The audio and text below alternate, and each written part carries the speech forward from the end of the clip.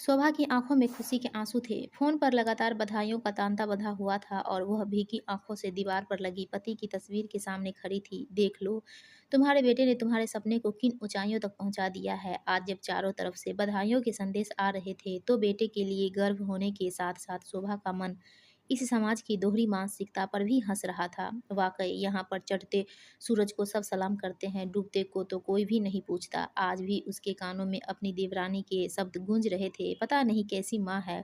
पति तो पहले ही जा चुका है, अब इकलौती बेटे को भी खतरे में डाल रही है। अंदर से शायद डर होगा कि जेठानी अकेली होगी तो उसे न संभालना पड़े। पति की मृत्यु के साल भर बाद ही जब बेटे का एनडीए में चयन हुआ था तो शोभा स्वयं भी बहुत पसोपेश में थी। इस परीक्षा में सफलता बहुत बड़ी उपलब्धि थी बेटे के लिए। बेटे को देश सेवा में भेजने का विचार जहां उसे गौरवान्वित कर रहा था, वहीं फिर से कोई अनिष्ट न हो इस सोच ने उसे भी बहुत डराया था। परंतु बेटे की इच्छा के सामने उसने अपनी पसोपेश को जाहिर नहीं होने दिया था। पहले ही बेटा उसे बहुत बार समझा चुका था, पर माँ का दिल बार बार हिल ही जाता था। सदा से ही देश सेवा के लिए सेना में भर्ती होने के इच्छुक पति का स्वप्न अपने लिए तो पूरा नहीं हो पाया था, पर कब उसका यह अधूरा सपना उसके इकलौते बेटे का भी सपना बन गया। शोभा को उसके पति को आभास ही नहीं हुआ। बचपन में सैनिक स्कूल में प्रवेश न मिल पाने को शायद उसने एक चुनौती के रूप में स्वीकार किया था और धीरे धीरे यह चुनौती उसके लिए एक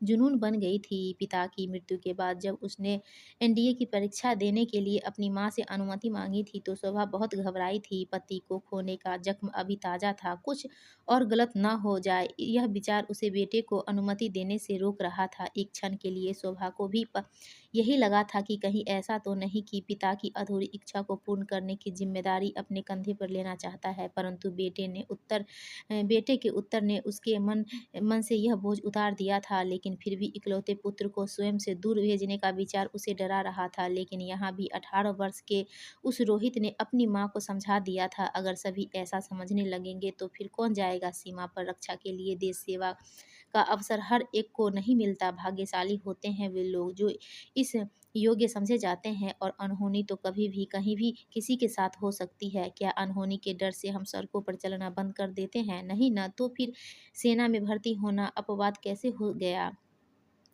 मुझे पता है पापा होते तो आप इन विषय में दूसरी सोच भी अपने मन में